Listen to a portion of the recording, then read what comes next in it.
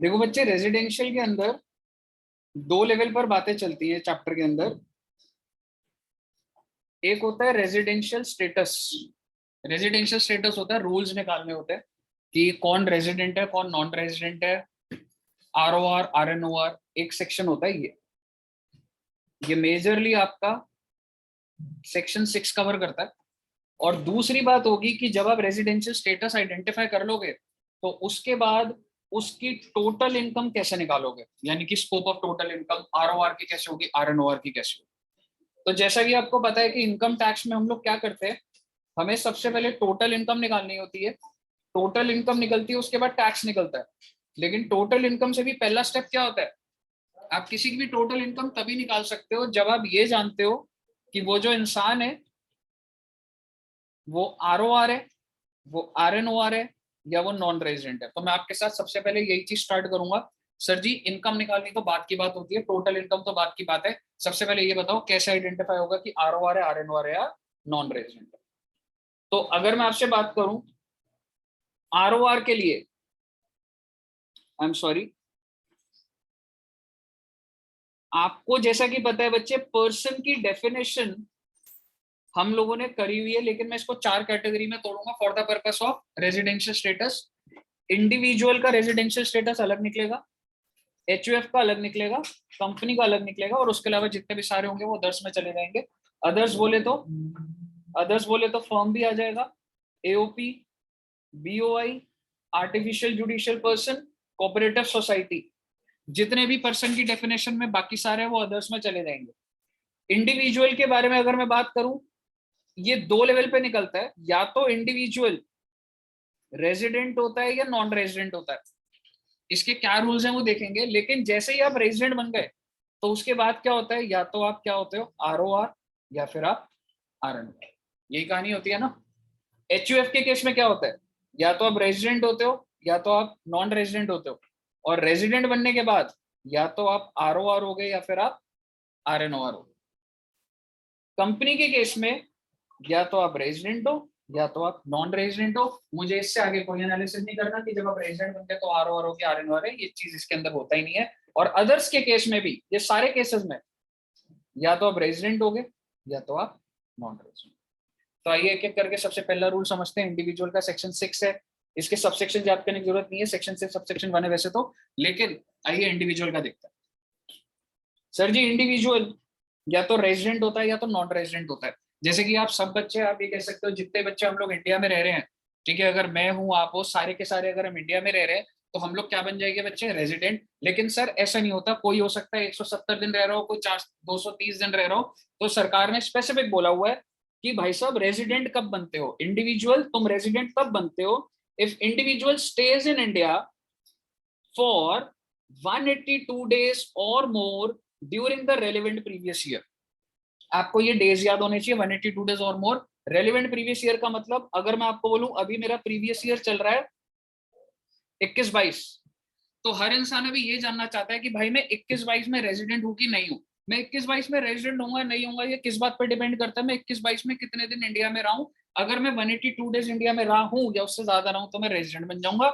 आप सारे बच्चे भी ये मान के चल सकते हो कि आप सब इंडिया में ही तो रहे हो 21-22 में, तो आप सारे बच्चे भी क्या बन गए बेटा, रेजिडेंट।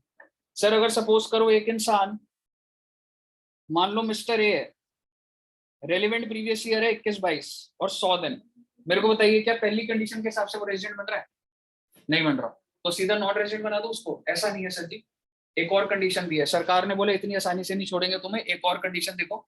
सरकार कहती है 182 डेज नहीं हो रहे, कोई बात नहीं, दूसरी कंडीशन ये है, if individual stays in India for 60 days और मोर। सर जी ये तो 100 दिन रह रहा है, तो इसका मतलब इसकी सिचुएशन तो बन सकती है।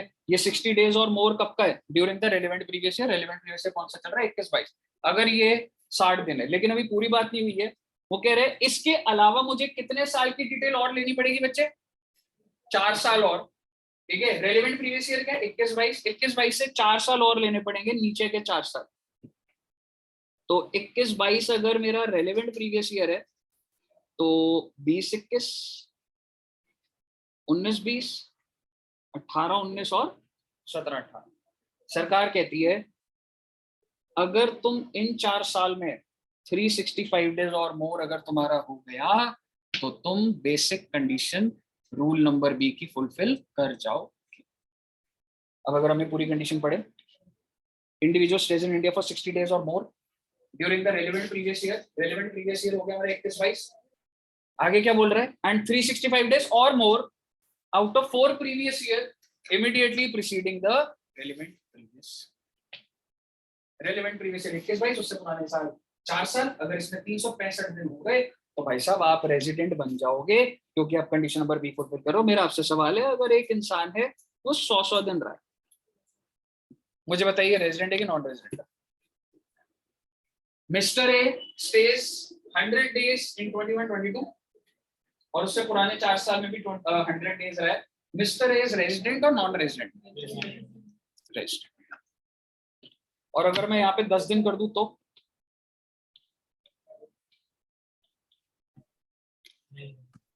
अगर मैं यहाँ पे 10 दिन करता हूं तो आपको एक सीक्वेंसिंग पता होनी चाहिए। क्या रूल नंबर ए फुलफिल हुआ? नहीं हुआ। क्या रूल नंबर बी फुलफिल हुआ? नहीं हुआ। अगर रूल नंबर ए भी नहीं हुआ, अगर रूल नंबर बी भी नहीं हुआ, तो आप क्या बन जाओगे बच्चे? बताइए, क्लियर है?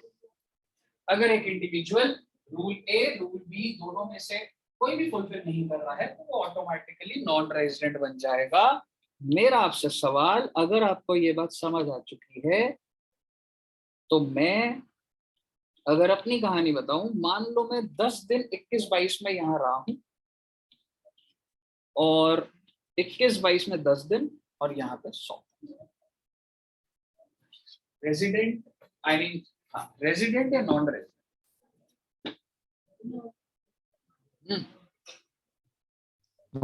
365 दिन बन रहे हैं, पहले वाला थोड़ा फुलफिल हो रहा है। रूल नंबर ए फुलफिल कर रहे हो क्या आप? नहीं कर रहे। दूसरे वाले में 60 दिन बन रहे हैं आपके? नहीं बन, तो आपका ये भी फुलफिल। मुझे बताइए, क्लियर है बच्चे? आपको ये नंबर ऑफ डेज एकदम याद होने चाहिए, कहाँ पर क्या लिखा है। और हर बार आपको बता देता हूँ, और मोर लिखा है, ये मोर देन 182 का लॉजिक मत लगाते ना। 182 days or more, 60 days or more, 365 days or more out of 4। Exception की बातें मैं करता रहूंगा, जैसे ही आप रेजिडेंट बनोगे अभी आ जाऊंगा उसके ऊपर। मान लो एक इंडिविजुअल है, वो हर साल 100 दिन रहेगा, तो वो रेजिडेंट बन चुका है। अगर वो रेजिडेंट बन चुका है तो यहाँ पे बात खत्म हो जाएगी? नहीं, या तो वो ROR होगा या फिर वो RNOR होगा। ROR होता है, अगर मैं जनरल शब्दों में आपको बोलूं, ROR is the closest person. Closest बोले तो जो इंडिया में सबसे ज्यादा रहता है, आप में हम सारे ROR निकलेंगे अल्टीमेट। और जो उनसे कम रहता है, जो RNOR है, उसको नॉन रेजिडेंट बोल दूं? अरे सर, रेजिडेंट तो आप ऑलरेडी बन चुके, ठीक है ना? तो या तो आप ROR बनोगे या फिर आप RNOR बनोगे। ROR कौन बनता है sir? Resident and ordinary resident. दो कंडीशंस है, condition number A, condition number B, ये दोनों फुलफिल करनी होती है। बीच में एंड लिखा हुआ है, उधर बेसिक कंडीशन में और लिखा हुआ था, यहाँ पे एंड लिखा हुआ है। ए और बी में दोनों की दोनों कंडीशन फुलफिल करनी पड़ेंगी। और इसमें आपको ध्यान ये रखना है, ये दोनों कंडीशन जो नंबर ऑफ डेज कैलकुलेट करेंगी वो रेलेवेंट प्रीवियस ईयर की नहीं कर रही, वो immediately preceding the relevant previous year, immediately preceding the relevant. समझ रहे हो? मेरा 21-22 से मैं कौन से साल का निकाल रहा था बच्चे? 21-22। क्या 21-22 के डेज चाहिए मुझे तो find out this detail? No, 21-22 से पहले के चाहिए। तो ये कॉमन बातें हैं दोनों पॉइंट में। आप लैंग्वेज भी देखोगे, इधर क्या लिखा है? Resident individual. आप जब एग्जाम में लिखोगे तो आप अगर ऐसे लिखोगे तो ज्यादा बेटर है, because you already concluded that the person is resident. तो अब अगर मैं सिर्फ इंडिविजुअल लिखूं तो उससे बेटर हो सकता है resident individual stays in India for 730 days or more out of 7 previous year, immediately preceding the relevant previous year। यानी कि भाई अगर वो बंदे ने 100 दिन रहा था, पुराने 4 साल में भी वो 100 दिन रह रहा है, तो वो रेजिडेंट बन गया था। अब मैं उससे फर्दर कितने साल की डिटेल मांगू? और 3 साल। समझ गए ना? अगर मैं आपको एक चीज बोल रहा हूं, अगर ए जो है वो 100 दिन रहा है और पुराने 4 साल 100 दिन रहा है, and this is your relevant previous year, मुझे बताइए this person is resident or non resident? this person is resident। अब आप मुझे बता दो, इतनी इंफॉर्मेशन से कंक्लूड कर लोगे क्या? पॉइंट नंबर 1, कितने साल की और डिटेल चाहिए आपको? 3 साल की और चाहिए? 5, 6, 7। अगर मैं 100 दिन रहता हूँ भाई साहब, अब मुझे कंक्लूड करके बता दीजिए ये इंसान कंडीशन नंबर ए फुलफिल कर रहा है कि नहीं कर रहा। ये वाली एडिशनल कंडीशन बोला जाता है इसको। फुलफिल कर रहा है, नहीं कर रहा, 700 दिन बैठ रहे। तो अगर मैं आपको ये बोल दूं या 200 दिन कर दिया मैंने, तो ये कंडीशन नंबर ए फुलफिल कर देगा। ये वाला पॉइंट क्लियर है बच्चे? दूसरी बात, ये भी कंडीशन फुलफिल करना इंपॉर्टेंट है क्योंकि दोनों के बीच में एंड लिखा हुआ है। Resident individual is resident. Resident individual resident यानी कि रेजिडेंट का जो रूल था दोनों कंडीशन, बेसिक कंडीशन को, ये भी, तो वो जो है वो 2 साल कम से कम रेजिडेंट रहता है for at least 2 years, at least 2 years। कितने सालों में से बच्चे? Out of 10 previous year. Simple सी बात है। यही एग्जांपल अगर मैं दे दूं, भाई मिस्टर ए, तुम रेजिडेंट तो बन चुके हो क्योंकि रेजिडेंट प्रीवियस ईयर में 60 दिन से ज्यादा और पिछले 4 साल में 365 दिन से ज्यादा। लेकिन मुद्दे की बात यह है, क्या तुम 730 दिन वाली कंडीशन फुलफिल कर चुके हो? जी हाँ, बिल्कुल कर चुका है सर ये। अब रह जाती है सिर्फ दूसरी वाली कंडीशन जिसमें उसको पिछले 10 साल में से, मुझे बताइए और कितनी इंफॉर्मेशन मांगू इससे। 7 साल की तो ले चुका हूं मैं, 8, 9, 10, और उसने बोला भाई साहब मैं 100 दिन रहता था, बस ये 7वें साल में 200 दिन था। मेरे को बता दीजिए, इन 10 previous year immediately preceding the relevant previous year, is he resident for at least 2 years? Is he? Sir यहां तो क्लियर दिख रहा है 200 दिन है, 182 डेज पूरे होने, यहाँ तो क्लियर दिख रहा है। और रही बात, अगर आप इस साल को भी पकड़ लो, क्या ये इस साल रेजिडेंट है? क्योंकि बेटा ये 60 डेज एक्सीड कर रहा है और पिछले 4 साल में इसके 365 हो रहे हैं, तो ये इस साल में भी रेजिडेंट है। तो ये रेजिडेंट के एटलीस्ट 2 साल देखने हैं मुझे। कोई ऐसा कंटिन्यूस का रूल नहीं है, आप कोई भी 2 साल रिलेट कर दोगे एग्जाम में लॉजिकली तो करेक्ट होगा। तो क्योंकि इसने दोनों कंडीशन फुलफिल कर दी है, तो ये इंसान क्या बन जाता है? आर। आप सारे बच्चे आप सोच के बताओ, अगर मैं पूछूं आपसे 21-22 में, क्या तुम सारे रेजिडेंट हो? बिल्कुल आंसर। आरओआर की भी दोनों कंडीशन फुलफिल कर रहे हो, यानी कि पिछले 7 दिन में 365 दिन रहे सर, वो तो पिछले 2 साल भी कर देंगे। और क्या हर साल में रेजिडेंट हो? बिल्कुल। तो हम सारे बच्चे क्या बन गए हैं जी? R O R. और अगर आप एक कंडीशन फुलफिल करते हो और दूसरी कंडीशन फुलफिल नहीं करते हो, मेरा सवाल है ट्रू और फॉल्स बताना। अगर मैंने ए फुलफिल कर दिया, दूसरा नहीं कर पाया, तो मैं नॉन रेजिडेंट बन जाता हूँ। ट्रू और फॉल्स? ट्रू। रेजिडेंट तो बन ही चुके हो आप, समझ रहे हो?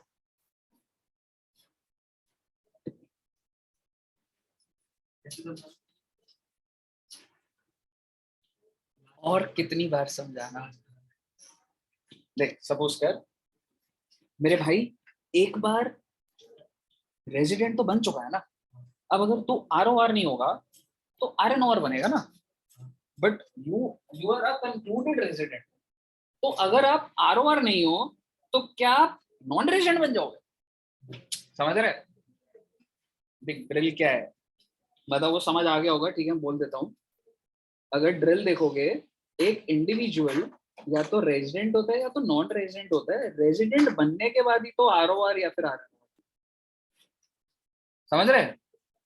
अब अगर मैं बोल रहा हूं आप ऑलरेडी आरओआर हो, आई एम सॉरी, अगर आप ऑलरेडी रेजिडेंट हो, कंडीशन फुल कर दिया, पर ये नहीं बन पा रहा, तो मेरे भाई आरएनओआर ही बनेगा ना, नॉन रेजिडेंट थोड़ा ना बन जाएगा। मुझे बताइए, क्लियर है? इसके बाद मैंने आपके साथ बहुत सारी बातें क्लास में करी हुई है, लेकिन अब मैं कंक्लूड करूंगा उसे। जब भी आप इंडिया के अंदर एंट्री करते हो, इंडिया का मतलब बोल देता हूँ, टेरिटोरियल वाटर्स ऑफ इंडिया भी इसके अंदर आ जाएगा। 12 नॉटिकल माइल्स तक टेरिटोरियल वाटर ऑफ इंडिया होता है। जब तक आप इंडिया में, जिस दिन भी आपकी फ्लाइट लैंड हो रही है, सपोज करो आज रात को 11:55 पे आप इंडिया में एंटर कर रहे हो, आप आज के दिन इंडिया में सिर्फ 5 मिनट के लिए हो, क्या इसको मैं इंडिया में स्टे मानूं या ना मानूं? Date of entry and date of exit is considered as stay in. Clear है?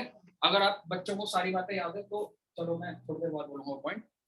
बस याद रखना मैंने डेट ऑफ एंट्री और डेट ऑफ एग्जिट को इंक्लूड करा है, मैं एक छोटा सा पॉइंट लिख रहा हूँ, this will help you, okay, मतलब रेलिवेंट बात बोल रहा हूँ। इस बात की एक एक्सेप्शन है, अगर कोई बच्चा बता सके।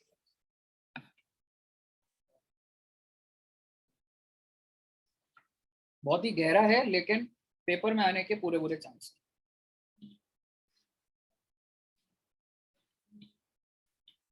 एक केस ऐसा कराऊंगा जिसमें एंट्री और एग्जिट नहीं लूंगा, मैंने कराया भी हुआ है। एग्जैक्टली किसने बताया क्यों नंबर?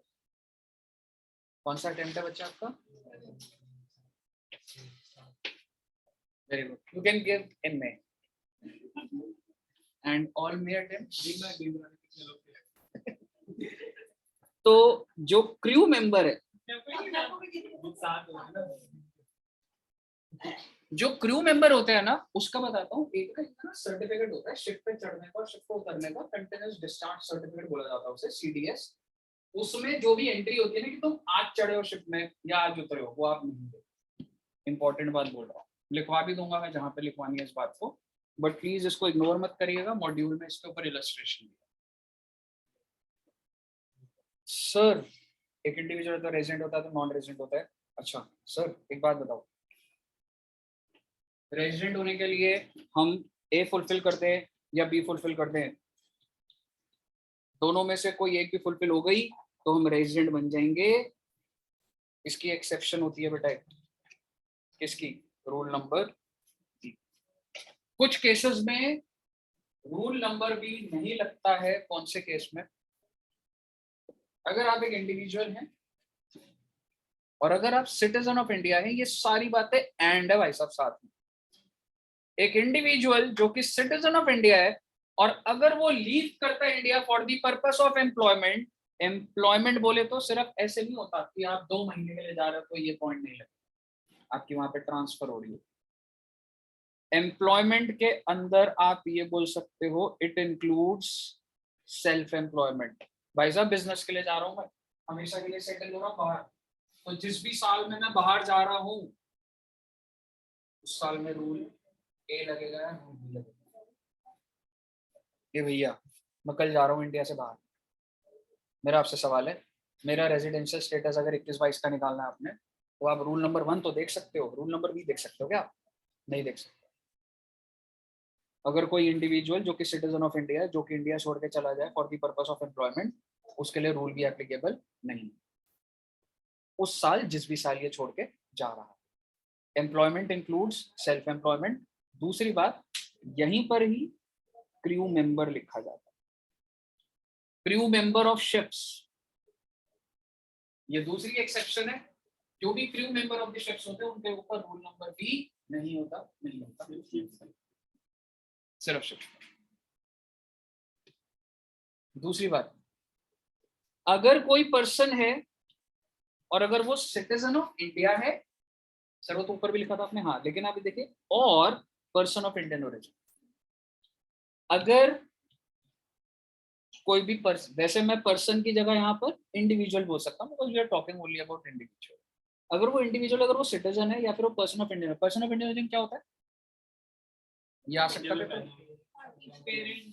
है पर्सन ऑफ इंडियन ओरिजिन होता था या तो उसके, या तो वो हिमसेल्फ, या तो हिमसेल्फ, या फिर पेरेंट्स, या फिर ग्रैंड पेरेंट्स। अगर कब बॉर्न हुए? बिफोर पार्टीशन, यानी कि 1947 से अगर पहले उनका जन्म है तो वो क्या बन जाते हैं बेटा? Person of Indian origin. तो यहाँ पर क्यों बात हो रही है? अच्छा क्या पॉइंट नंबर ए में बात हुई है? नहीं हुई है। पहली बात, पर्सन जो कि सिटीजन ऑफ इंडिया हो, सर मैं सिटीजन ऑफ इंडिया अगर नहीं हूँ बट अगर मैं पर्सन ऑफ इंडिया हूँ तो भी मैं इस पॉइंट में आ सकता हूँ अगर वो विजिट करता है। ऐसे बहुत सारे लोग हैं जो कि बाहर रहते हैं, ठीक है। आप ये कह सकते हो जैसे पाकिस्तान में बहुत सारे लोग ऐसे रहते होंगे जो कि आज के टाइम पे सिटीजन ऑफ पाकिस्तान है, लेकिन अगर वो बाहर रहता है तो वो सिटीजन ऑफ इंडिया तो नहीं हुआ, लेकिन हो सकता है पार्टीशन के टाइम पर अगर हो गया तो पर्सन ऑफ इंडियन ओरिजिन है। और अगर वो इंडिया में आकर विजिट करते हैं तो उनके ऊपर रूल नंबर बी नहीं लगता। यहाँ तक क्लियर है बच्चे? ये कैसे लगेगा, ये सारी चीजें एप्लीकेशंस आपको क्वेश्चन के अंदर ये ध्यान रखना। उनके ऊपर रूल भी नहीं लगेगा अगर वो इंडिया में 200 दिन, मान ले रूल भी तो नहीं लगाऊंगा, पर अगर वो इंडिया में 200 दिन रुका हुआ है तो रेजिडेंट, नहीं रुका तो नॉन रेजिडेंट। अगर उसका स्टे 100 दिन का है तो वो रूल ए भी फुलफिल नहीं कर रहा तो वो ऑटोमेटिकली नॉन रेजिडेंट। आइए सर, ये हो गई बात रेजिडेंट या तो एक अमेंडमेंट आई है भाई, ये अमेंडमेंट आ चुकी है, बट आप एक्सपेक्ट कर सकते हैं कि इसके ऊपर दोबारा पूछा जा सकता है क्योंकि अच्छे अमेंडमेंट। ये देखिए मैंने आपको क्या बोला है, एक इंसान या तो रेजिडेंट होता है और रेजिडेंट बनने के बाद वो क्या बन जाता है बच्चे, या तो वो आरओआर बन जाता है या तो वो आर, यही है ना। रेजिडेंट बनने के लिए या तो ए सेटिस्फाई कर दो या बी सेटिस्फाई कर दो तो तुम रेजिडेंट बन जाते हो। और अगर तुमने फिर एडिशनल कंडीशन की ए प्लस बी दोनों सेटिस्फाई कर दी तो तुम आरओआर बन जाओगे। और अगर ए प्लस बी सेटिस्फाई नहीं करी तो तुम आरएनआर। एक सरकार कॉन्सेप्ट ले आई डीम्ड रेजिडेंट। तो अब जो मैं आपको बताऊंगा ये अमेंडमेंट है, अगर आप रेजिडेंट बनना है और कोई ये कैटेगराइज है तो, लेकिन कुछ केस में सरकार कहेगी मैं तुम्हें मान लूंगी तुम क्या हो, डीम्ड आरओआर हो या डीम्ड रेजिडेंट हो। डीम्ड रेजिडेंट सो स्पेसिफिक, यानी कि आपको डीम्ड रेजिडेंट बना दिया जाएगा। और अगर तुम डीम्ड रेजिडेंट बन गए तो उसके बाद तुम हमेशा क्या बनोगे बच्चे, आरएन। उसके बाद नहीं है कि तुम अगर रेजिडेंट बन गए हो तो मैं चेक करूंगा, अगर तुम डीम्ड रेजिडेंट हो तो तुम ये कह सकते हो कि उसके बाद मुझे आरओआर नहीं बन सकता। जो इंसान डीम्ड रेजिडेंट है वो आरओआर नहीं बनेगा, वो हमेशा आरएनओआर रहेगा।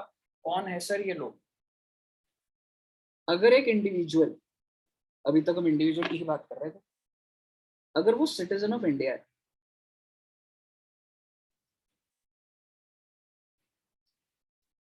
ध्यान से सुनना, अगर ये इंडिविजुअल है और ये इंसान सिटीजन ऑफ इंडिया है and if the above person is not resident in any other country, वो बंदा मान लो 40-40 दिन 10 कंट्रियों में रहता है, ठीक है, तो क्या वो, और एज्यूम करते हैं जो इंडिया के रूल्स है वही बाहर के रूल है, क्या वो कहीं भी रेजिडेंट बनेगा आपके हिसाब से?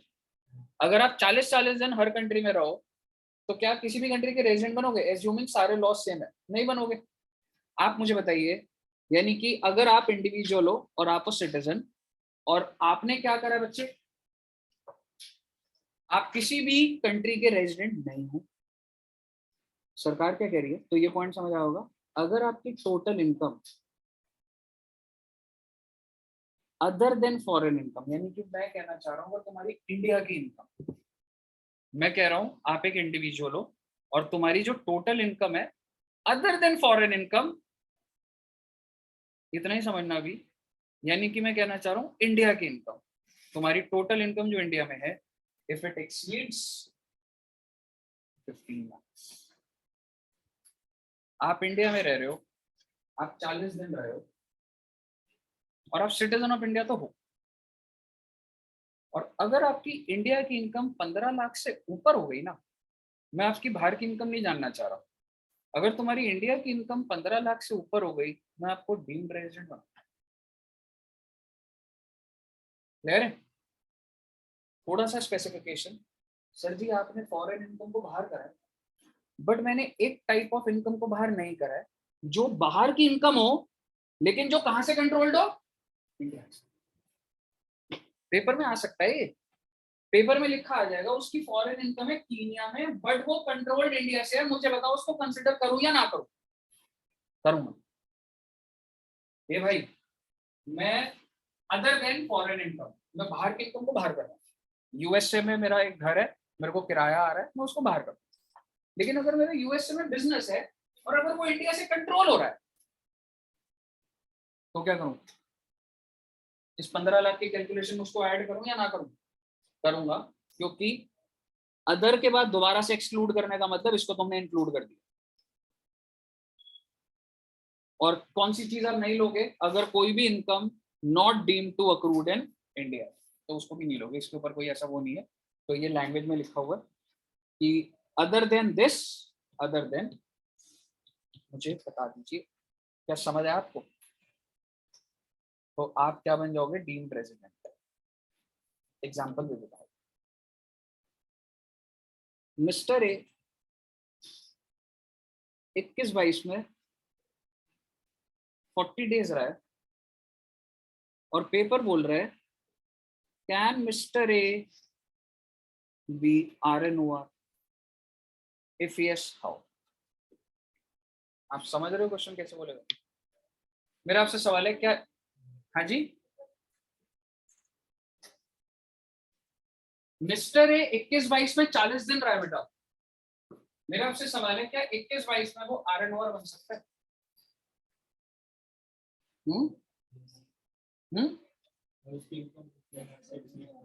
आई am asking the situation, paper में ऐसे आएगा। Answer is yes. अगर mister A citizen of India है और अगर वो कहीं का भी रेजिडेंट नहीं है और अगर उसकी total income other than foreign income exceeds 15 lakh है तो बन जाएगा ना भाई साहब। समझ रहे हो आप? तो आपको इस तरीके से क्वेश्चन को ड्राफ्ट करना पड़ेगा। मुझे बताइए, ये अमेंडमेंट बहुत इंपॉर्टेंट है, आने के चांसेस है। एक और पॉइंट पे अमेंडमेंट आएगी, ध्यान से सुनना, और फिर उसके बाद रेजिडेंशियल का एकदम स्पीड में 10 मिनट में खत्म होगा। आपको ये बात बहुत अच्छे से पता है, ये एक इंडिविजुअल रेजिडेंट तभी बनता है या तो वो रूल नंबर ए फुलफिल कर दे या तो वो rule number B fulfil. Rule number B कुछ लोगों के ऊपर नहीं लगता। अगर आप एक इंडिविजुअल और अगर आप इंडिया छोड़ के जाते हो for the purpose of employment या थ्रू मेंबर, या तो अगर आप इंडिविजुअल सिटीजन हो और अगर विजिट करते हो तो rule B is not up. यही कहानी है ना अपनी, इसके ऊपर अमेंडमेंट आ गई। ये दोनों कैटेगरी के लोग बहुत खुश थे कि भाई बहुत अच्छी बात है, हमारे ऊपर रूल भी नहीं लगता, हमारे ऊपर सिर्फ कौन सा रूल लगता है? Rule number A. बट बेटे एक अमेंडमेंट आ गई और उसमें इन्होंने बोला कि भाइयों तुम दोनों के ऊपर भी रूल नंबर बी लगना स्टार्ट हो जाएगा, लेकिन मॉडिफाइड। रूल बी जीवित हो गया बेटा इनके लिए भी, लेकिन एक दूसरे तरीके से। सेम बोले तो इंडियन सिटीजन और ये, इनके ऊपर मॉडिफाइड रूल भी लगेगा।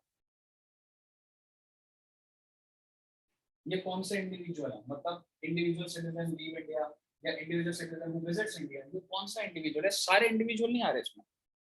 अगर तुम्हारी टोटल इनकम कितने से एक्सीड हो गई तो तुम मॉडिफाइड वाले में आ गए।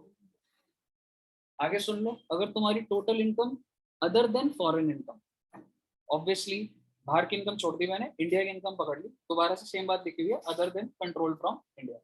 तो जो कंट्रोल फ्रॉम इंडिया में काउंट कर लूंगा, या फिर मैं किसको बाहर कर दूंगा? जो not deemed accrued in India उसको मैं बाहर कर दूंगा।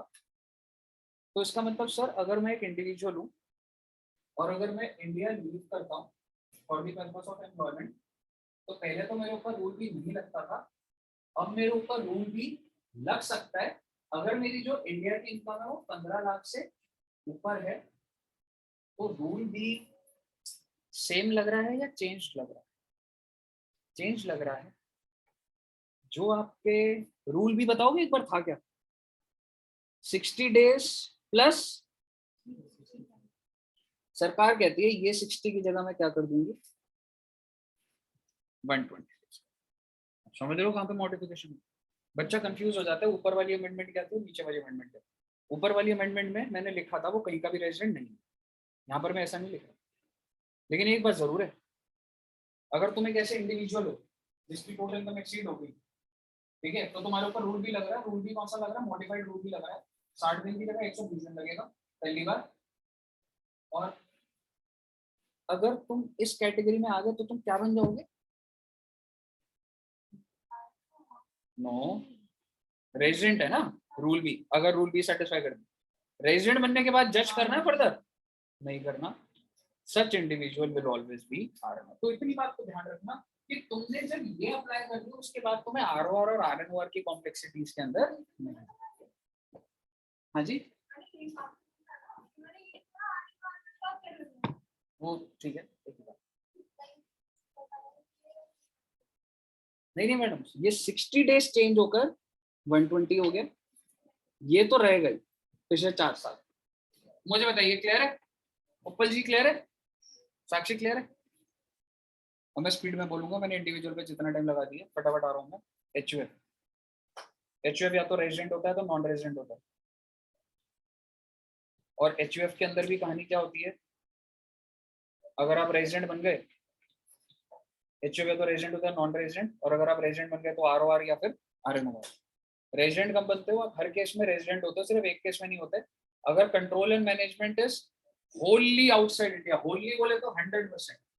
अगर एक एचयूएफ है उसका अगर कंट्रोल पूरा का पूरा बाहर है, कंट्रोल एंड मैनेजमेंट होली, अगर आपका कंट्रोल एंड मैनेजमेंट पूरा का पूरा बाहर है तो आप क्या बन जाओगे? Non resident, if control and management is situated only outside India.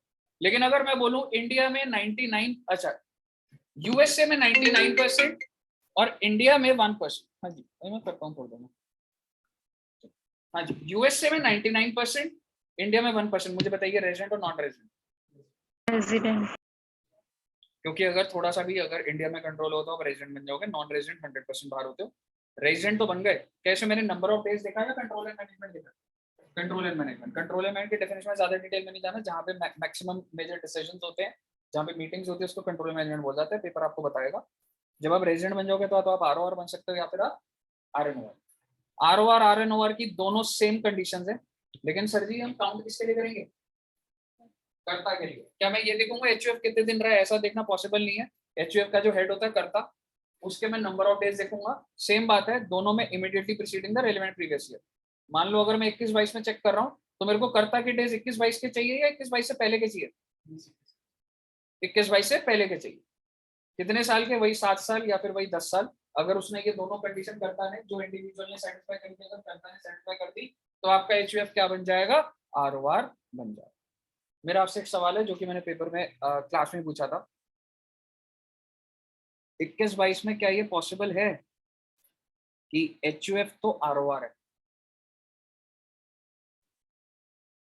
और कर्ता नॉन रेजिडेंट है? Is it possible?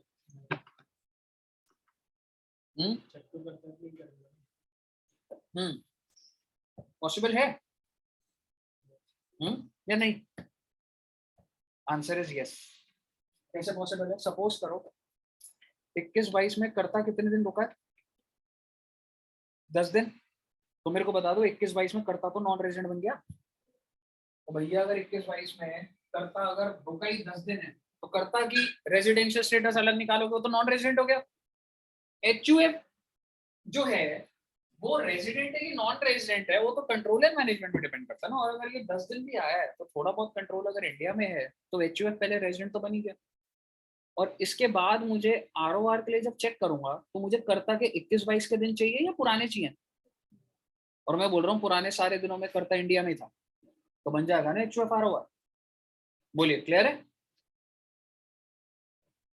Firm, LLP, AOP, BOI, artificial judicial person, local authority, सारे के सारे बाकी सारे पर्सन या तो रेजिडेंट होते हैं नॉन रेजिडेंट होते हैं। और रेजिडेंट तब होते हैं इन ऑल केसेस, सिर्फ एक केस में अगर कंट्रोल एलिमेंट पूरा का पूरा बाहर हो तो वो क्या बन जाएंगे? Non resident. सेम जो एचयूएफ का है मैंने as it is word to word लिखा है, लेकिन बस फर्क क्या है? रेजिडेंट कंक्लूड होने के बाद मैं ये नहीं बोल रहा कि वो आरओआर है या वो आरओआर। इसके बाद बात आती है कंपनी। कंपनी का कैसे पता लगेगा सर? कंपनी या तो रेजिडेंट होती है नॉन रेजिडेंट होती है। रेजिडेंट बन जाएगी अगर इन दोनों में से कोई एक भी कंडीशन फुलफिल हो, या तो ए या फिर बी। और नॉन रेजिडेंट बन जाती है अगर दोनों कंडीशन। एक कंपनी रेजिडेंट होती है if it is registered in India. सीधी सी बात है, रिलायंस, एयरटेल, इन्फोसिस, कोई भी कंपनी अगर भारत के लॉस के हिसाब से रजिस्टर हो गई, कंपनीज एक्ट में रजिस्टर हो गई, तो वो क्या बन गई बच्चे? रेजिडेंट। और अगर ऐसा नहीं है, मान लो फेसबुक है, फेसबुक यूएसए में रजिस्टर्ड है, तो फेसबुक क्या कंडीशन नंबर 1 फुलफिल कर रही है? नहीं कर रही, मतलब फेसबुक रेजिडेंट बनने के चांस कम है। लेकिन बेटे अगर फेसबुक का प्लेस ऑफ इफेक्टिव मैनेजमेंट, इसको आप शॉर्ट में बोल सकते हो POEM, place of effective management, अगर ये इंडिया में है, सर ये कैसे पता लगेगा? आपको पेपर बताएगा, लेकिन आप ये कह सकते हो जहां पे बोर्ड ऑफ डायरेक्टर्स की मीटिंग होती है उसके बेसिस पे पता लगता है कि प्लेस ऑफ इफेक्टिव मैनेजमेंट कहां पर है।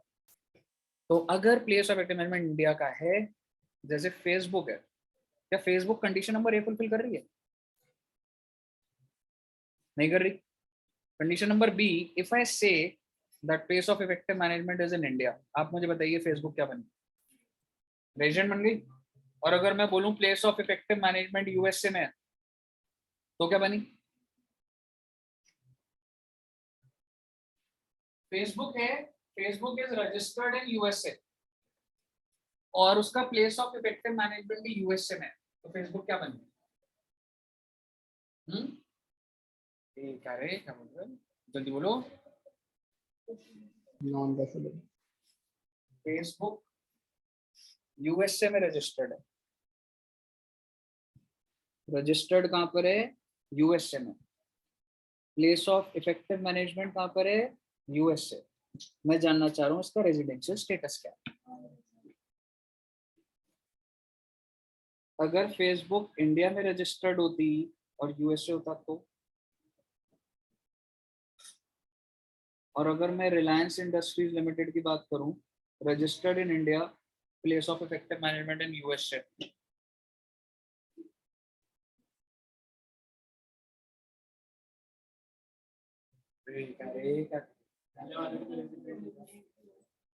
हाँ रेजिडेंट बन गई ना, क्योंकि रेजिडेंट बनने के लिए कोई एक कंडीशन फुलफिल करनी है। समझ आ गया ना बच्चों? और लिखा है, अगर कोई एक भी कंडीशन रिलायंस ने, अगर आप इंडिया में रजिस्टर्ड हो तो रिलायंस ने ये वाली कंडीशन फुलफिल कर दी ना, अब चाहे उसकी सारी मैनेजमेंट बाहर बैठी है, उससे कोई फर्क नहीं पड़ता, रिलायंस क्या बन जाता है बच्चे? इंडिया रेजिडेंट बन जाता है। ठीक है, अब एक आखिरी एग्जाम्पल है, मेरे को बताना ठीक से।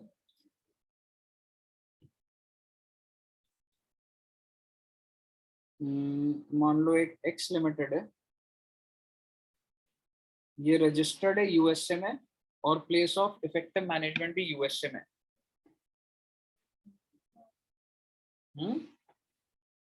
Resident non resident?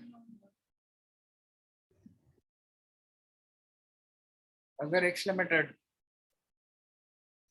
यूएसए में रजिस्टर्ड है but place of active management India में, क्लियर है ना?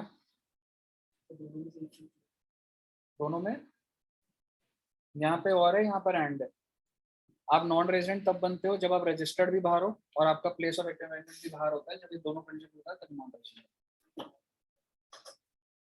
तो ये आपका सारा का सारा रेजिडेंशियल रूल्स की मैंने बातें करी हैं, जिससे आपको पता लगता है कि कौन रेजिडेंट है कौन नॉन रेजिडेंट। सेक्शन 6 आपका सारा हो गया। आइए अगले सेक्शन पे चलते हैं, सेक्शन नंबर 5। जब आप एक बार ये डिसाइड कर लेते हो कि आप आरओआर हो या फिर आप आरएनओआर हो या फिर नॉन रेजिडेंट हो, फिर आपके दिमाग में सवाल आ सकता है, हम ये जान ही तो रहे हैं, क्या फर्क पड़ता है कि हम आरओआर है आरएनओआर है? फर्क पड़ता है आपकी कौन सी इनकम इंडिया में टैक्सेबल होगी, ये इसी बात पे डिपेंडेंट था। अगर आप आरओआर हो तो कुछ इनकम टैक्सेबल होगी, आरओआर हो तो कुछ होगी, नॉन रेजिडेंट हो तो कुछ है। मेरे को बता दीजिए इन तीनों में से कौन सा व्यक्ति ऐसा है जिसकी सारी इनकम पूरे वर्ल्ड में जहां भी कमाए वो इंडिया में टैक्सेबल हो? आरओआर। तो सबसे पहला thumb rule, income earned by ROR whether in India or outside India is taxable in। अगर आप सारे आरओआर हो, आप चाहे कहीं भी पैसा कमा लो, आपको भारत सरकार को उस इनकम के ऊपर टैक्स देना पड़ेगा। So this is your thumb rule number 1। दूसरी बात, आप अभी देख रहे हो जैसे आईपीएल मैच है, बाहर के प्लेयर्स आ रहे हैं, ठीक है, बाहर के प्लेयर्स इंडिया में मेहनत कर रहे हैं, तो आपको लगता है कि उनके लिए भी इंडिया में टैक्सेबल होगा? तो दूसरा थंब रूल ये है, अगर आप भारत देश में आते हो और अगर आप यहाँ मेहनत करते हो, income accrued in India, you are earning income because of India में कोई इवेंट है, क्योंकि इंडिया में आपकी एक प्रॉपर्टी है, क्योंकि इंडिया में आपका बिजनेस है, जो भी रीजन, अगर आप कोई भी इनकम कमाते हो क्योंकि आपने इंडिया में मेहनत करी है, इज टैक्सेबल फॉर। सीधी सी बात है, एक इंसान है वो कभी इंडिया में नहीं आया लेकिन उसका करोल बाग में घर है, उसको उसके ऊपर किराया मिल रहा है। मेरा आपसे सवाल है, वो इंसान कभी भी इंडिया में नहीं आया, वो रेजिडेंट बनेगा non resident? Non resident. But उसको जो करोल बाग की प्रॉपर्टी से किराया आ रहा है उसका क्या करूँ मैं? टैक्सेबल है नॉन टैक्सेबल?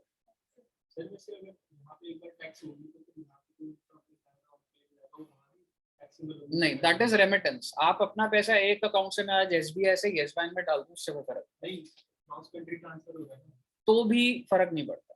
तो दूसरी कंट्री टैक्स नहीं लगाती। नहीं, दूसरी कंट्री लगाएगी या नहीं लगाएगी ये आपके रेजिडेंशियल स्टेटस पे डिपेंड करता है। मान ले वो इंसान कनाडा में रहता है, तो अगर वो कनाडा का रेजिडेंट है तो हो सकता है वो भी लगाए, तो मतलब 2 बार टैक्स और फिर वो डबल टैक्सेशन अवॉइडेंस एग्रीमेंट आ जाता है कि अब कैनेडियन गवर्नमेंट और इंडियन गवर्नमेंट के बीच में क्या कॉन्ट्रैक्ट है कि भाई अगर 2 कंट्रीज टैक्स लगा रही है, एक इसलिए लगा रही है क्योंकि इसने मेरी कंट्री में कमाया है, दूसरा इसलिए लगा रही है मेरे यहाँ का रेजिडेंट है, तो इसके ऊपर प्रोविजन होता है, वो फाइनल में आता है। वो टैक्स का डिवीजन भी होता है।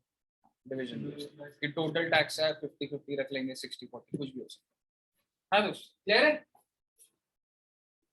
तो मैं आपको थंब रूल बता रहा था, ROR की तो जिंदगी खराब है बेटा। ROR जो मर्जी कमा ले, उसका पूरा का पूरा टैक्सेबल इंडिया में है। दूसरी बात, इंडिया में आप अगर कमाओगे तो आप कोई भी प्राणी हो, आपको इंडिया में टैक्स देना पड़ेगा। तीसरा है any income received in India.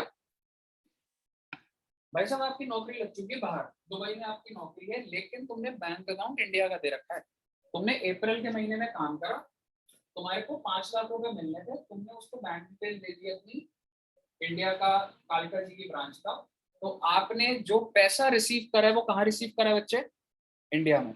तो अगर आप रिसीव करते हो ना इंडिया में, तो आप कोई भी हो, आपके लिए क्या हो जाएगा? Taxable in India. लेकिन इसके अंदर एक फर्क है जो मैं हर बार बात करता हूँ, there is a difference between received and remittance. मैं दुबई के अंदर हूँ, मैंने दुबई के बैंक में दुबई में ही पैसा रिसीव कर लिया है, क्या इसको मैं रिसीव्ड इन इंडिया बोलूँ? Received in a bank in Dubai को, बट अब मैं इस पैसे को अपने पेरेंट्स को ट्रांसफर कर रहा हूँ या मेरा एक और अकाउंट है मैं इंडिया में ट्रांसफर कर रहा हूँ, is it received in India? No, this is not received in India, this is remittance, and remittance के बेसिस पे टैक्सेबिलिटी नहीं होती। समझ रहे हो? तो आपको ये समझना पड़ेगा कि अगर तो पैसा डायरेक्ट इंडिया है then it is received in, और अगर मेरे बैंक में आ चुका है फिर मैं ट्रांसफर कर रहा हूँ। भाई मैं यूएसए में 10 साल से रह रहा हूँ, मैंने 50 करोड़ बना लिए, अब वो मैं लेकर आ रहा हूँ इंडिया वापस, तो वो रिसीव्ड इन इंडिया मान लो उसको, तो सर पुराने सालों में हो गई ना उसकी टैक्सेबिलिटी। ठीक है जी, चलिए तो आइए, अगर कोई भी income received in India or deem to be received in India. Sir ये deem to be received in India क्या होता है? इसके अंदर अभी हमें चर्चा नहीं करनी है deem to be received in India, आप सिर्फ ये समझ लो रिसीव्ड इन इंडिया तो क्या हो जाएगा बेटा तीनों के लिए taxable. Accrued outside India, accrued outside India बोले तो बाहर की कमाई, ROR के लिए टैक्सेबल और इन दोनों के लिए नॉन टैक्सेबल। भाई अगर बाहर कमाई है तो बाहर की कंट्री में हो रहा होगा ना, लेकिन ROR का तो आपको पता ही है उसके तो होना ही है, तो इन दोनों के लिए क्या हो जाएगा? Non taxable. Any income accrued outside India, लेकिन बच्चे इंपॉर्टेंट बात क्या है, इसका कंट्रोल कहाँ चल रहा है बच्चे? Control from. अगर ऐसा होता है तो ROR की तो जिंदगी में टैक्सेबल ही होना है, RNOR में क्या हो जाएगा? टैक्सेबल, उसके में नॉन टैक्सेबल। इसको मार्क कर लो, मैक्सिमम बच्चों की इसी पॉइंट पे मिस्टेक होती है। अगर कंट्रोल्ड फ्रॉम इंडिया है तो RNOR के लिए टैक्सेबल होता है, नॉन रेजिडेंट के लिए non taxable. Any income accrued in India or deem to be accrued in India, deem to be accrued in India section 9 के अंदर है, और ये हम बात करेंगे कई पॉइंट होंगे deem to be accrued in India. सीधी सी बात है, अगर तुमने मेहनत इंडिया में करी है तो तुम कोई भी हो taxable. Loan of 5 lakh received in India from outside India, अरे भैया लोन लिया है, कहाँ रिसीव करा है? इंडिया में, मुझे बता दो टैक्सेबल और नॉन टैक्सेबल? टैक्सेबल और नॉन टैक्सेबल? नॉन टैक्सेबल क्योंकि लोन है भाई साहब, जो भी चीज मैं टैक्सेबल करता हूँ वो इनकम होती है। Not applicable, not able, not sir paper में आ सकता है, बिल्कुल आ सकता है लोन। आप देखोगे ऊपर के सारे पॉइंट में इनकम इनकम इनकम बोल रहा हूँ, यहाँ पे लोन बोला मैंने। एग्रीकल्चरल इनकम इन इंडिया आपको बहुत अच्छे से पता है, एग्रीकल्चर इनकम क्या है जी हमारी? एग्जाम,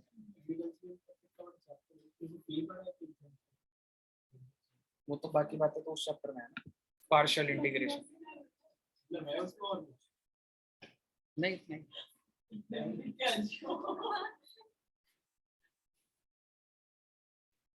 दो चैप्टर करा दिए तेरे आज, रेजिडेंशियल भी हो गया और एग्रीकल्चर भी, ठीक है। अच्छा एक चीज समझना, एग्रीकल्चर इनकम एग्जाम तब होती थी जब आपका जो एग्रीकल्चर लैंड है वो कहाँ सिचुएटेड हो? इंडिया में। अगर लैंड आउटसाइड इंडिया तो टैक्सेबल होती थी, लेकिन दिमाग लगा लो ROR के लिए तो हो जाएगी टैक्सेबल, लेकिन अगर तुम्हारा लैंड ही बाहर है तो क्या इसको मैं अक्रूड आउटसाइड इंडिया नहीं बोल दूंगा? तो इन दोनों के लिए तो अभी भी नहीं होगी, समझ रहे हो ना। डिविडेंड इनकम, इसके ऊपर अमेंडमेंट आ चुकी है भाई साहब। पहले डिविडेंड एग्जाम होता था, आज के टाइम पे एग्जाम नहीं होता, इससे एग्जाम नहीं होता। डोमेस्टिक कंपनी से अगर आपको डिविडेंड मिल रहा है taxable taxable taxable. Foreign company taxable होता है भाई साहब, आज के टाइम पे फॉरेन और डोमेस्टिक और टैक्सेबल है। लेकिन मुद्दे की बात ये है सर जी इसके लिए तो टैक्सेबल होगा, ये दोनों के लिए तो अप्रूव्ड आउटसाइड इंडिया हो रहा है। बाहर की कंपनी से डिविडेंड मिल रहा है, यहाँ पे थोड़ा ना करूंगा। लेकिन मुझे बता दो अगर रिसीव्ड इन इंडिया हो गया तो क्या हो जाएगा, टैक्सेबल हो जाएगा। इनकम ऑफ प्रीवियस ईयर 18-19, ध्यान से देखना बेटा, मैंने इनकम कब कमाई है 18-19 में। ये अक्रूड आउटसाइड इंडिया हुई थी, पता नहीं क्या बोल रहा हूँ ये इसमें, लेकिन अब ये समझना इनकम कौन से साल की है, 18-19। अच्छा मैंने मेहनत कहाँ करी थी, बाहर करी थी। रिसीव्ड इन 18-19, मुझे रिसीव भी 18-19 में हो गई थी। रिसीव्ड आउटसाइड इंडिया, लेकिन मैंने इंडिया में रेमिट करी है, मुझे बता दो। Income of 18-19 accrued outside India, मेहनत कहाँ पर है, आउटसाइड इंडिया। रिसीव्ड भी आपने बाहर कर लिया, लेकिन आपने 18-19 में इंडिया में भेज दी।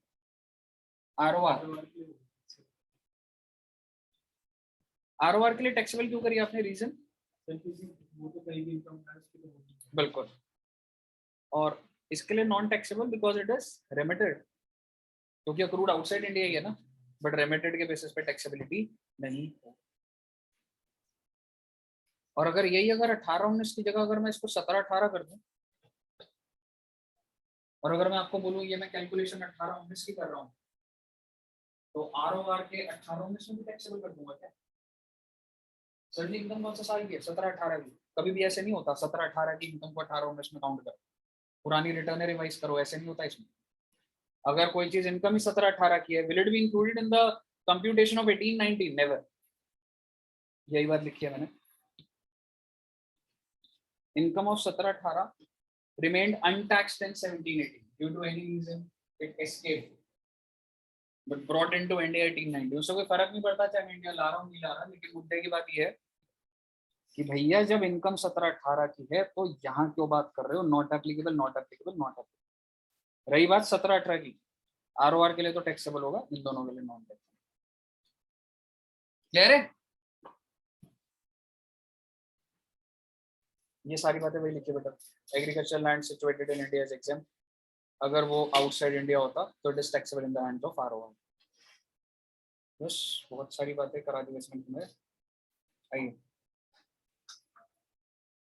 इंटरेस्ट की बात करते हैं। सर ये क्या है इंटरेस्ट की बात? अब मैं आपसे बात कर रहा हूँ डीम्ड अक्रूड इन इंडिया। कई बार ऐसे केसेस होते हैं जिसमें दिख नहीं रहा होगा कि इंडिया में कमाई है बाहर कमाई है, लेकिन इन केसेस को क्या मान चुका हूं मैं, डीम्ड अक्रूड इन इंडिया। बहुत ध्यान से देखना, स्पीड में बोलूंगा।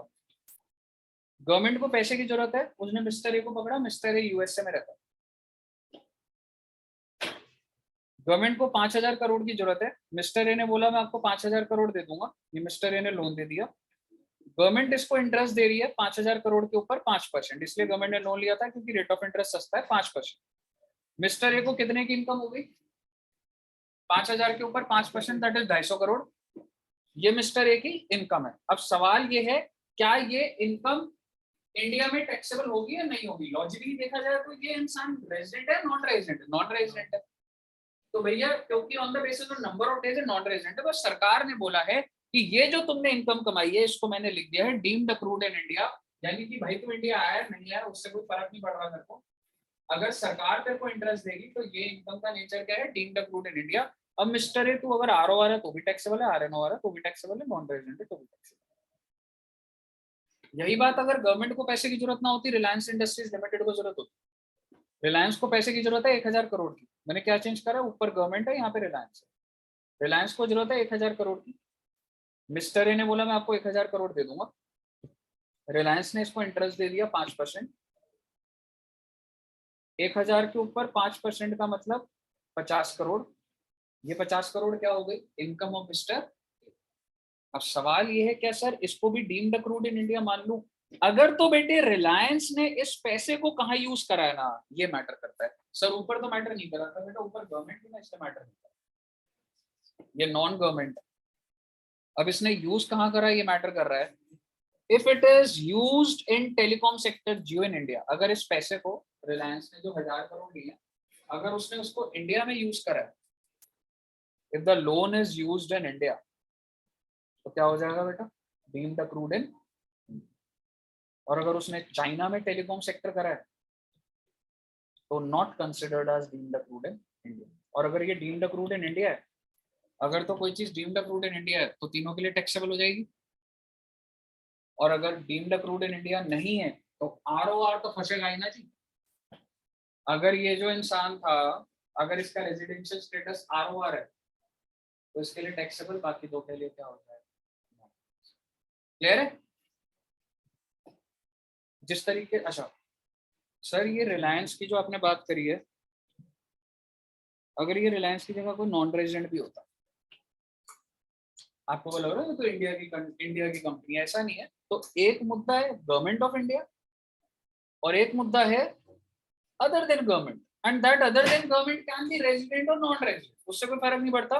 फर्क किस बात से पड़ रहा है, पैसे का यूज कहाँ करा जा रहा है। अगर पैसा इंडिया में यूज हो रहा है तो डीम्ड अक्रूड इन इंडिया। इसी तरीके से रॉयल्टी और fees for technical service, government को करप्शन हटानी है, गवर्नमेंट ने मिस्टर ए को पकड़ा और बोला भाई हमें हेल्प कर दे करप्शन हटाने के लिए। मिस्टर ए ने बोला मैं कर दूंगा, मुझे 4,000 करोड़ दे दो। इसको जो 4,000 करोड़ की इनकम हो रही है, इसको आप रॉयल्टी बोल सकते हैं। इसको क्या बोल दूंगा मैं, डीम्ड अक्रूड इन इंडिया।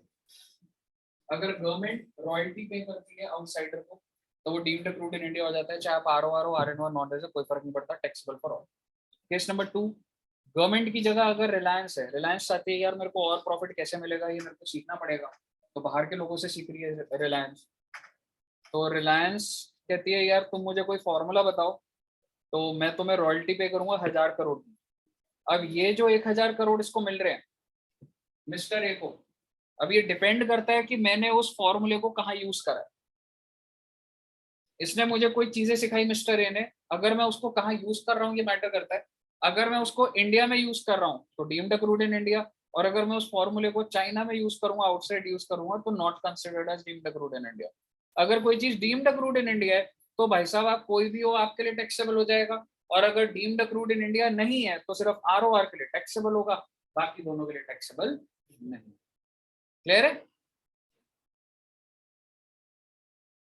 ये मैंने क्रू मेंबर की बात यहाँ पे करी हुई है। How to calculate number of days of stay, continuous discharge certificate होता है, date of entry is to be excluded and date of exit is to be excluded while calculating the number of days. Clear है जी? ये point भी एक अच्छा है बच्चे। Any gift given by resident, देखो क्या होता है, अगर आप मान लो दूसरी कंट्री में जा रहे हो और वहां आपके रिलेटिव रहते हैं और आप उनको 5 लाख रुपए देकर आ जाते हो, तो आपका जो रिलेटिव जो वहां रहता है वो कभी भी इंडिया नहीं आया, आपके हिसाब से आपने वहां जाके उसको 5 लाख रुपए दे दिए, सो मनी हैज चेंज्ड हैंड्स। क्या उस इंसान को जो पैसा मिला है वो टैक्सेबल होगा इंडिया में? Answer is yes, that is deemed accrued in India. Any gift given by resident, important बात है गिफ्ट, पहली बात है गिफ्ट है, ये दे कौन रहा है, रेजिडेंट दे रहा है। किसको दे रहा है? Non corporate non resident. Non corporate बोले तो कंपनी नहीं होनी चाहिए, ठीक है, नॉन कॉर्पोरेट नॉन रेजिडेंट और टू अ फॉरेन कंपनी। तो आप ये कह सकते हो नॉन कॉर्पोरेट एक ब्रॉडर वर्ड है, ठीक है, नॉन कॉर्पोरेट होना चाहिए, मतलब आप ये कह सकते हो नॉन कॉर्पोरेट का मतलब आप इंडिविजुअल ले सकते हो, ठीक है। लेकिन इसमें मुद्दे की बात ये है फॉरेन कंपनी को कंसिडर कर रहे हैं। इसका एनालिसिस अगर आप पूरा देखोगे, कैसे एनालिसिस देखोगे, मिस्टर ए ने गिफ्ट करा 6 लाख रुपए का टू मिस्टर बी, छोटे छोटे एग्जांपल है ध्यान से देखना। मिस्टर ए ने मिस्टर बी को गिफ्ट करा और दोनों इंडिया में, मुझे बताइए क्या मिस्टर बी के हैंड में टैक्सेबल होगा? यस। पर क्या ये डीम्ड वाला पॉइंट लग रहा है? दोनों ही तो इंडिया में है सर जी। लेकिन अगर मैं आपसे बात करूं मिस्टर ए ऑफ इंडिया, उसने गिफ्ट करा है मिस्टर बी ऑफ यूएसए, तो मुझे बताइए ये जो 6 लाख है क्या मान लिया जाएगा डीम्ड अक्रूड इन इंडिया? अब चाहे तुम ये आरओआर हो आरएनओ हो, तुम्हारे लिए क्या हो जाएगा? टैक्सेबल। अगर पता नहीं लगा तब तक तो सब चीजें वैसी चल रही, समझ रहे? तो ये तो रूल्स बने हुए हैं, अगर ऐसा होता है तो हो। Dividend paid by Indian company outside India, sir ji मैं बाहर रहता हूँ और मैंने इंडिया की स्टॉक मार्केट में इन्वेस्ट करा हुआ है, तो मैं बोल रहा हूँ मैं तो बाहर रहता हूँ, कोई फर्क नहीं पड़ता। सरकार कहती है ऐसे थोड़ा ना होता है। अगर तुम एक इंडियन कंपनी, चलो उसको मैं ऐसे बोलता हूँ, अगर तुम्हें इंडियन कंपनी डिविडेंड देती है, आपके हिसाब से क्या लग रहा है आपको, अक्रूड इन इंडिया और अक्रूड आउटसाइड इंडिया? और government is imposing it, it is deemed accrued in it. आप मानो या ना मानो, लॉजिक लगाओ या ना लगाओ, आप बोलो इंडियन कंपनी का बिजनेस आधा बाहर है आधा यहाँ है, उससे कोई फर्क नहीं, इट इज डीम्ड अक्रूड इन। ये वाला पॉइंट बहुत इंपॉर्टेंट है। अगर आप कल को गवर्नमेंट की जॉब करते हो और आप एक एम्प्लॉई हो और एक गवर्नमेंट है, और अगर आप सिटीजन ऑफ इंडिया हो, ये सारी बातें ऐड होती हैं। आप एक एम्प्लॉई हो, सिटीजन ऑफ इंडिया, और आप सर्विसेज कहाँ दे रहे हो, रेंडेड आउटसाइड। आपको गवर्नमेंट ने बाहर भेजा हुआ 2-3 साल के प्रोजेक्ट, तो बहुत नॉर्मल बात है। तो आपको जो भी सम दिया जा रहा है outside India is deemed approved. Sir बड़ी अजीब बात है सर। मान लो मैं सरकारी नौकरी कर रहा हूँ, मेरे को सरकार ने यूएसए भेज दिया, और मैं मेहनत कहाँ कर रहा हूँ बेटा, यूएसए में कि इंडिया में? यूएसए में। तो मेरे लॉजिक के हिसाब से तो अगर अब मैं बाहर रहता हूँ, 2 साल से बाहर हूँ, तो मान के चलना अगर मैं 2 साल से बाहर हूँ तो मैं क्या बन जाऊंगा सबसे पहले, नॉन रेजिडेंट। और मेरे को अब पैसा इंडिया में मिल रहा होगा या बाहर मिल रहा होगा? सर ऐसा भी हो सकता है, थोड़ा इंडिया में भी मिल रहा हो, थोड़ा बाहर भी मिल रहा हो। मुद्दे की बात क्या है, ये किसको पकड़ रहे हैं? तो भैया जो इंडिया में मिल रहा है वो तो वैसे ही रिसीव्ड इन इंडिया है, जो बाहर है सरकार कह रही है ये अक्रूड है। सरकार ने इसके बाद एग्जेम्पशन दी, बहुत इंपॉर्टेंट एग्जेम्पशन है, सेक्शन 10 सब सेक्शन 1 की। कहते हैं कि देखो यार, तुम अल्टीमेटली एम्प्लॉय और एम्प्लॉयर हो ना, सैलरी तो मिल रही है ना, सैलरी के अंदर क्या मिलता है, अलावेंस और परक्विजिट। जो भी अलावेंस और परक्विजिट तुम्हें मिल रहे हैं आउटसाइड इंडिया, तुम्हारे को तुम्हारी सरकार जो पैसा दे रही है, जितने भी अलावेंस और परक्विजिट है वो एग्जेम्प्ट है। मुझे बताइए कोई दिक्कत? तो फिर टैक्स मतलब वो वैल्यू पे है। अगर बेसिक सैलरी मिल रही है तो वो टैक्सेबल हो जाएगा, बोनस है तो वो टैक्सेबल हो जाएगा, अलावेंसेस और परक्विजिट्स में। समझ रहे? क्या टाइम हो गया? 3:28। बस सर जी खत्म होने वाला है, कितना रह गया, बस खत्म करते हैं। सर सरकार ने, आप रेजिडेंशियल की अपनी बुक देखोगे आपको और भी बहुत छोटे छोटे मिलते जाएंगे। सरकार कह रही है following will not be considered as deemed accrued in India due to business connection. और आप ये लेके चलिएगा, इससे पॉइंट आने की पोटेंशियल बहुत ज्यादा होता है। जहां पे कोने पे चैप्टर पहुंचा नहीं, वहां पे प्रोबेबिलिटी बढ़ जाती है पेपर में। तो ये अक्रूड इन इंडिया नहीं माना जाएगा। कैसे सर जी? अगर आपका बिजनेस आउटसाइड इंडिया है, हाँ जी ठीक, ये वाला पॉइंट नहीं है, यहां से बोलना है following are not considered as accrued in India. Sir ji एक इंसान है, वो इंडिया से रॉ मटेरियल परचेज करता है और फिर कहीं और उसको बेच देता है, लेकिन मैं सारी परचेज कहां से करता हूँ, रॉ मटेरियल। जैसे आपको पता है इंडिया में मैक्सिमम हम जैसे सस्ता सामान होता है वो कहां से आया होता है, चाइना। तो अगर मेरी दुकान है, मैं मोबाइल फोन बेचता हूँ, मैंने चाइना से खरीदे और यहाँ बेच दिए, आपको क्या लग रहा है चाइना में अक्रूड इन इंडिया मान लो उसको? बताओ। यानी कि यहाँ पे जितनी भी टॉयज की शॉप है, इलेक्ट्रॉनिक शॉप्स है, if they are purchasing from China, तो चाइना गवर्नमेंट बोले कि भाई तूने कमाया चाइना में, क्या लॉजिकल है? नहीं। तो यही इंडिया भी कह रही है, अगर आप परचेज करते हो गुड्स इंडिया के बाय नॉन रेजिडेंट, कौन परचेज कर रहा है, bye non resident for the purpose of. एक इंसान आया इंडिया में, आया 500 करोड़ का सामान खरीदा और चला गया, तो मुझे बताइए क्या उसको जो भी बिजनेस में इनकम हो रही होगी, क्या मैं उसको अक्रूड इन इंडिया बोल दूंगा? Collection of news and views in India for transmission outside India. News channels हैं, उनके रिपोर्टर्स यहाँ पर है, उनका एक छोटा सा ऑफिस है जो कि इंडिया में जो भी चल रहा है उसकी न्यूज, बीबीसी न्यूज या कहीं पे भी सर्कुलेट करते हैं, यूएस से कैलिफोर्निया कहीं पे भी कर रहे हैं। तो भाई साहब उनको जो भी पैसा मिल रहा है, आप क्या ये बोल दोगे आपने इंडिया की न्यूज दिखाई है तो अक्रूड इन इंडिया हो गया? नहीं, ऐसा नहीं। Shooting of cinematograph film in India, अगर एक नॉन रेजिडेंट है और अगर वो इंडिया में आके फिल्म बनाता है, नॉट ऑन इंडिया, उसकी शूटिंग चल रही है उधर, कोई भी पर्पस, कोई भी मूवी हो, अगर वो इंडिया बनाता है, अगर वो नॉन रेजिडेंट है, तो उसको डीम्ड अक्रूड नहीं माना जाएगा, उसको अक्रूड इन इंडिया नहीं माना जाएगा। कंडीशन क्या है? अगर वो नॉन रेजिडेंट इंडिविजुअल है, he should not be a citizen of India. अगर जो भी शूटिंग करने आए हैं वो फर्म है, तो no partner should be citizen of India. जो भी शूटिंग करने आया है अगर वो कंपनी है, तो no share holder should be citizen of India. Paper में ऐसा आ सकता है, नहीं नो शेयर होल्डर लिखा हुआ है, डेफिनेटली कुछ ना कुछ और चीज होंगी, बट आपको no share. Last point, activities confined to display of rough diamonds, ठीक है, in specified notified zones. Basically क्या होता है, इसको अगर मैं डिटेल में बताऊं, इंडिया की कुछ माइनिंग कंपनीज और जो ये लोग ना अपने डायमंड्स को डिस्प्ले करते हैं बाहर की कंट्रीज में, ठीक है, तो if they are going outside India, ठीक है, और अगर वो इसको डिस्प्ले करते हैं तो क्या इसको मैं अक्रूड इन इंडिया मान लूं, इससे रिलेटेड अगर कुछ भी इनकम है? नहीं, मैं डायमंड्स को नहीं बेच रहा हूं, ये एक्टिविटी है सिर्फ I am just displaying exhibition के एंगल से, तो क्या इसको अक्रूड इन इंडिया माना जाएगा? नहीं माना जाएगा।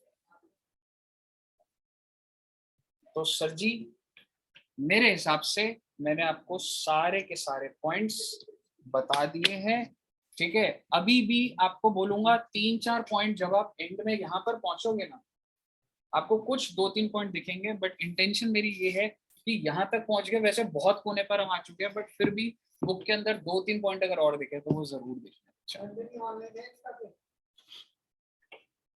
बताइए, क्लियर है बच्चों? यहाँ तक क्लियर है? हो गया सारा? चलिए तो इतना रखते हैं, थैंक यू वेरी मच। और फाउंडेशन के बच्चे बस अभी 10 मिनट में ज्वाइन करना है, 10 मिनट बाद स्टार्ट करो, ठीक है? ओके, बाय बाय बाय बच्चों।